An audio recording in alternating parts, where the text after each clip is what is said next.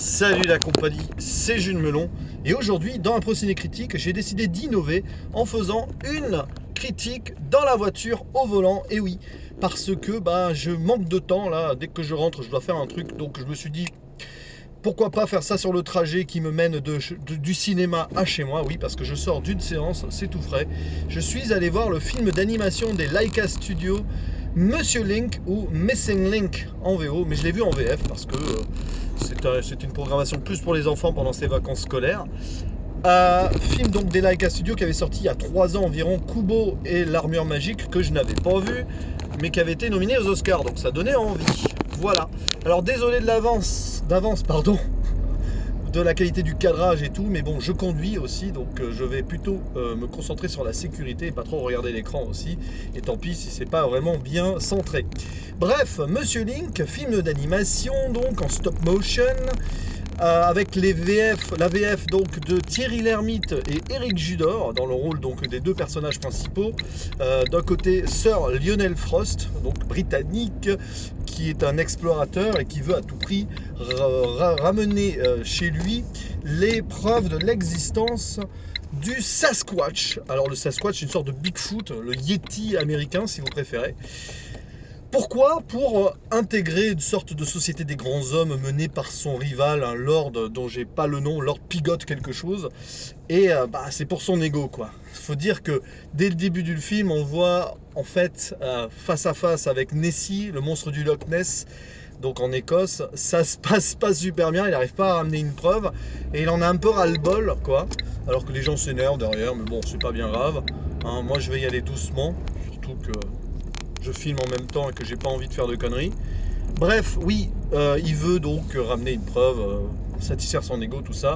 Il n'arrive pas à ramener une photo du monstre du Loch Ness, donc il accepte cette mission d'aller chercher le Sasquatch, puisqu'il reçoit une lettre chez lui de quelqu'un qui donc soi-disant lui dit que oui, je sais où est le Sasquatch, venez dans l'état de Washington aux États-Unis, je vous montrerai sa trace.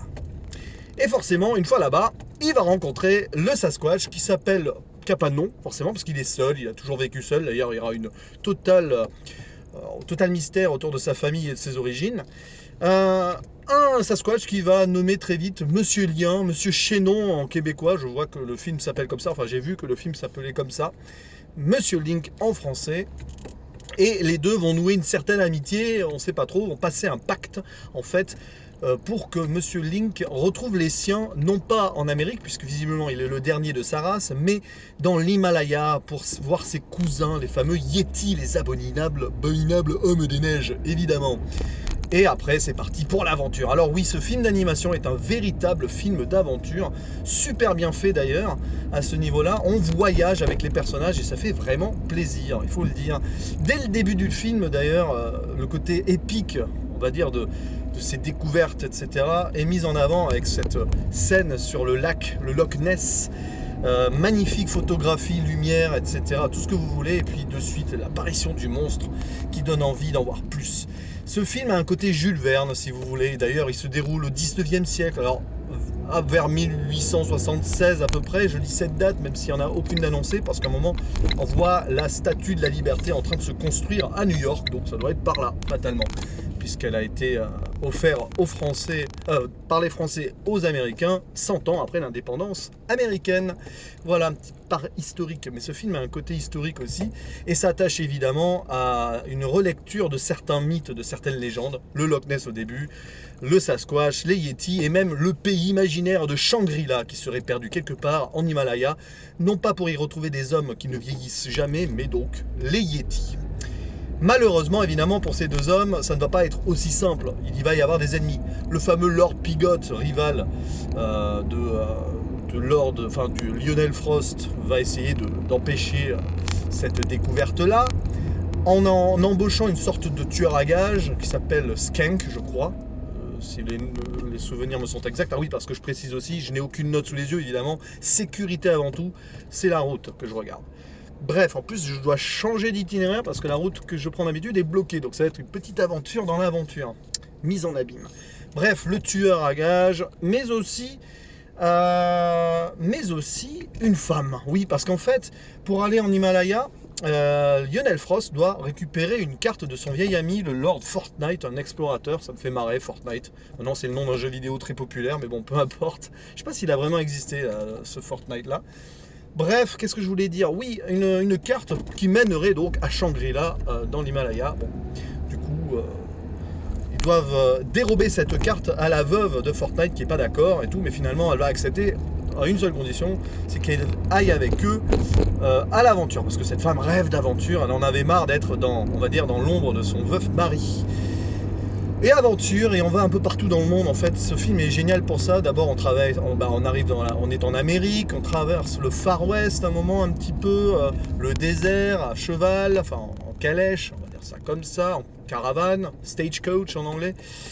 Après, il y a cette traversée en bateau qui rappelle un peu Titanic, si on veut. Puis après, évidemment, on arrive dans les Indes avant d'arriver dans l'Himalaya, quoi, le Tibet et compagnie, vers les montagnes hautes et aux neiges éternelles. Voilà.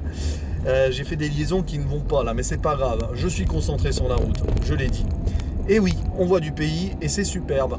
D'autant plus que les thématiques intégrées à ce film sont intéressantes. Alors, c'est un film pour enfants, oui, mais qui fait réfléchir et donc avec une lecture adulte. J'aime bien ces films d'animation qui offrent une double lecture, un peu à la Pixar ou à d'autres trucs de Disney aussi, parce que finalement, un bon film d'animation pour moi doit être à double interprétation pour les enfants, mais aussi pour les adultes. Et donc il y a le thème de l'évolution qui est mis en avant, évidemment, puisque quelque part ici Lionel Frost cherche le chaînon manquant entre les primates et l'être humain, ce côté darwinien en fait.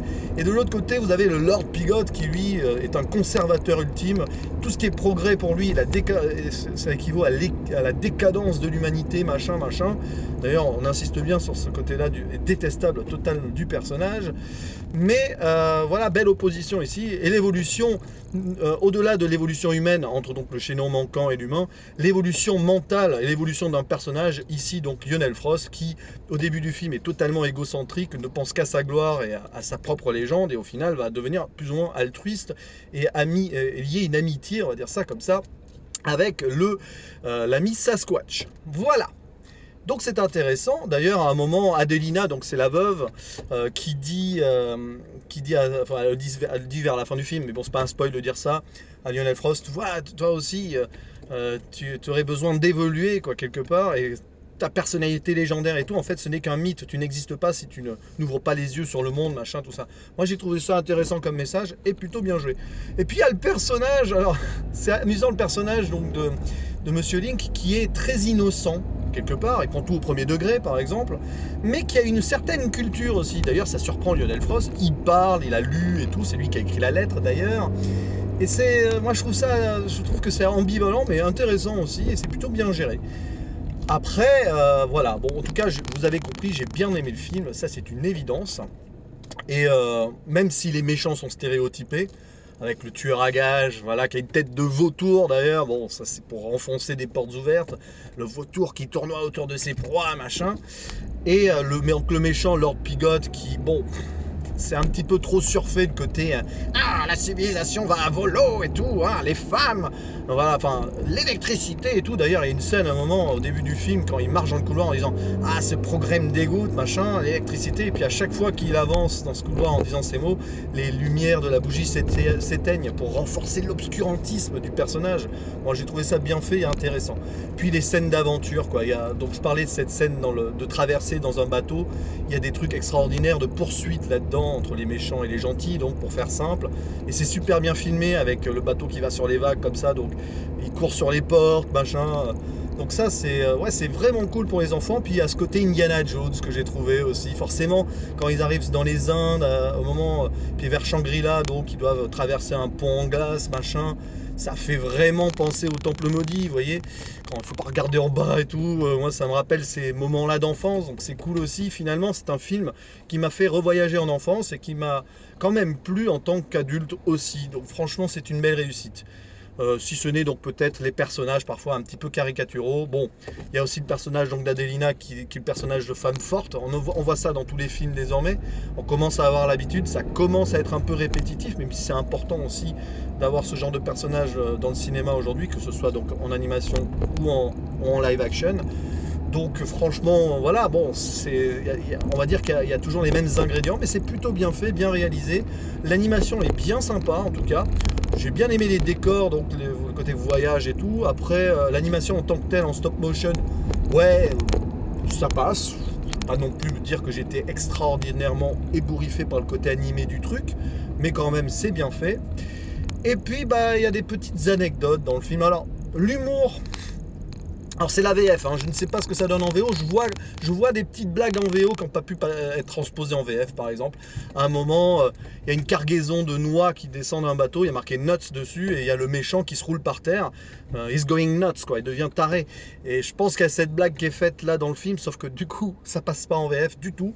Et il y a ces jeux de transition, et on passe d'une scène à l'autre avec des transitions intéressantes. C'est un effet qu'on voit souvent aussi au cinéma.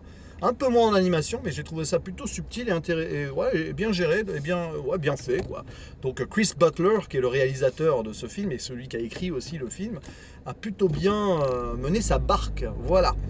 Bref, qu'est-ce que je dois dire de plus? Ah oui, puis alors, du coup, je parlais de l'AVF, donc il y a des blagues qui tombent un peu à plat, ça se voit, malheureusement, qui n'ont pas été super bien transposées en VF. Bon, ça, c'est le problème de l'humour VO-VF. Il faut une réécriture derrière. Je pense pas qu'il y ait eu beaucoup de réécriture, malheureusement.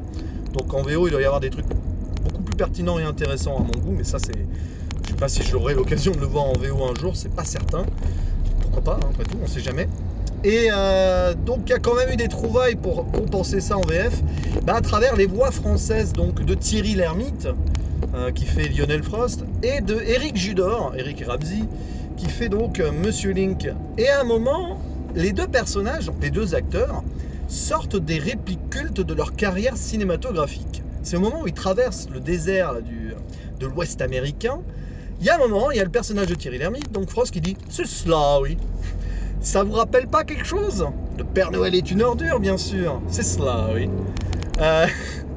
Et peu après, donc ça, c'est là où j'ai vu que c'était volontaire. Au début, je me suis dit, ouais, bon, c'est peut-être Thierry Lhermitte qui a mis ça comme ça pour le plaisir, sans vraiment le vouloir. Mais peu de temps après, vous avez Éric Judor, enfin le personnage, Monsieur Link, qui dit « C'est de toute beauté » en voyant le paysage à travers la fenêtre de la caravane. Et c'est de toute beauté, c'est dans la tour Montparnasse infernale, si je ne m'abuse. Je pense que c'est ça. Oui, ça fait longtemps que je ne l'ai pas revu, mais j'imagine que c'est ça. Ça m'a marqué, je crois que c'est le seul truc qui m'a marqué avec Éric Ramsey. Ah oui, il y a eu Steak de Quentin Dupieux aussi, mais bon, c'est pas là, c'est sûr.